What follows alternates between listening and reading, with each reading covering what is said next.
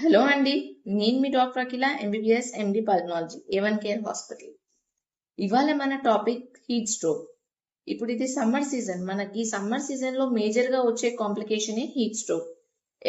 ఎవరికి వస్తుంది? మనకి ఎట్ రిస్క్ ఉన్న గ్రూప్ మెయిన్ గా చిల్డ్రన్, ఇంకా ఓల్డ్ ఏజ్ వాళ్ళు, ఇంకా గుండెకి సంబంధించిన వ్యాధులు, కిడ్నీకి సంబంధించిన వ్యాధులు, సీకేది, వీళ్ళు ఉన్న వాళ్ళందరూ మనకు కొంచెం రిస్క్ గ్రూప్. ఏం సిమ్టమ్స్ వస్తాయి, మనం ఎలా గుర్తుపెట్టాలి? ఎండ దెబ్బ అంటాం, కానీ అది ఎలా గుర్తుపడతాం?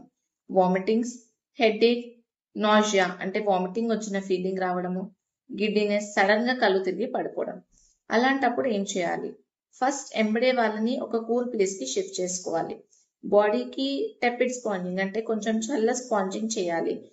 సపోజ్ పేషెంట్ ఇంకా సిక్ ఉందనుకోండి, వీళ్ళనంత తొందరగా దగ్గరలో ఉన్న హాస్పిటల్కి తీసుకెళ్ళాలి. ఎలా ప్రివెంట్ చేయడము? అవుట్డోర్స్ వర్క్ చేయకూడదు. బయటికి వెళ్ళడము మార్నింగ్ 11 to ఈవినింగ్ 6 o'clock బయటికి వెళ్ళకుండా చూసుకోండి. 3 to 5 liters వాటర్ తీసుకోండి everyday and keep your self hydrated. Please prevent from heat stroke.